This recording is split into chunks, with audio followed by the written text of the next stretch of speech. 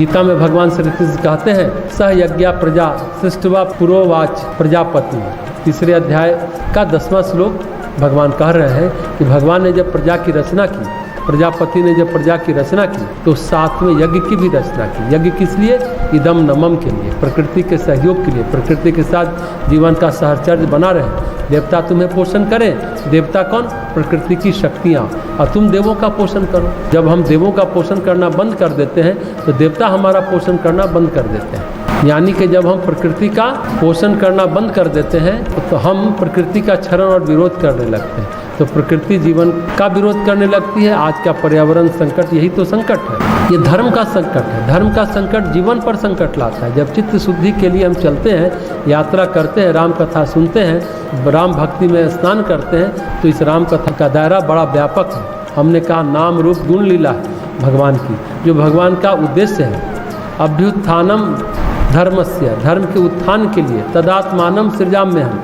गोस्वामी जी कहते हैं जब जब हुई है धर्म की हानि, बढ़ई असुर अधम अभिमानी। जब जब धर्म का क्षरण होता है और धर्म का क्षरण करने वाले, धर्म का नाश करने वाले, धर्म को हानि पहुंचाने वाले असुर बढ़ते हैं, असुरता बढ़ती है, तब तब ले ही मनुज अवतारा, तब तब नारायण मनुष्य रूप में आते हैं। और भगवान श्री कृष्ण कहते हैं यदा यदा ही धर्मस्य ग्लानिर्भवत भारत। जब जब धर्म की हानि, धर्म की ग्लानि होती है, तब तब अपने अवतार का उद्देश्य गीता में समझाते हैं। अभ्युत्थानम धर्मस्य धर्म संस्थापनार्थ्य संभवामि युगे युगे। धर्म की स्थापना के लिए, धर्म की स्थापना का मतलब है हम भूल गए कि हम प्रकृति के साथ, परमेश्वर के साथ अभिन्न रूप से गुथे हुए हैं। धर्म की स्थापना का मतलब है धर्म को, जीवन को प्रकृति और परमेश्वर का सहयोगी बनाना। धर्म की विस्मृति का मतलब है कि हम भूल गए कि हम प्रकृति के साथ, परमेश्वर के साथ अभिन्न रूप से गुथे हुए हैं, हम एकाकी नहीं हैं। आज विज्ञान बात करता है पर्यावरण की, इकोलॉजी की, इकोसिस्टम की, बायोडाइवर्सिटी की। इन सब का अर्थ क्या है?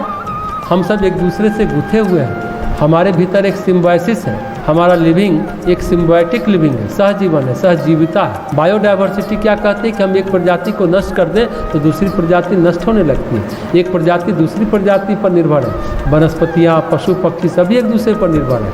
अस्तित्व गुथा हुआ है, जुड़ा हुआ है। स्थूल के साथ सूक्ष्म जुड़ा हुआ है, सूक्ष्म के साथ कारण जुड़ा हुआ है। जीवन अहंकार के छोटे दायरे में नहीं होता।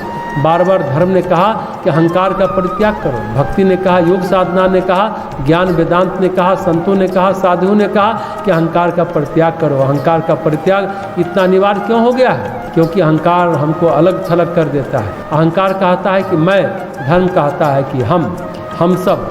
जितना मैं करता रहूँगा, जितना मैं अपने को अलग समझूंगा, जितना मैं अपनी उन्नति प्रगति के लिए कोशिश करता रहूँगा, अपने विकास के लिए, उतना सबसे दूर होता जाऊँगा। सबकी संवेदना, सद्भावना खोती जाएगी। जब मनुष्य के अंदर विचार आया, विवेक आया, तो उसने देखा कि मैं कभी संतुष्ट नहीं होता है, मैं हमेशा अतृप्त रहता है, मैं हमेशा स्वयं को ही पीड़ा देता है। तभी तो मनुष्य के परिवार के साथ परिवार जन्मा, समाज जन्मा। परिवार और समाज में एक दूसरे के साथ मैं संबंधित है। सारे मैं मिल करके हम हो गए। एक दूसरे का पोषण, एक दूसरे का संरक्षण, एक दूसरे का सहयोग, एक दूसरे की सहायता, एक दूसरे के साथ घुल मिल कर जीना, यही तो परिवार है। सारे परिवार जब परस्पर घुल मिल करके जीते हैं तो यही तो समाज है। और कैसे जिए, किस विधि से जिए? जीवन की सूक्ष्म व्याख्या, जीवन की सूक्ष्म विवेचना, जीवन के अंदर संवेदना, जीवन के अंदर सौहार्द, यही तो धर्म है।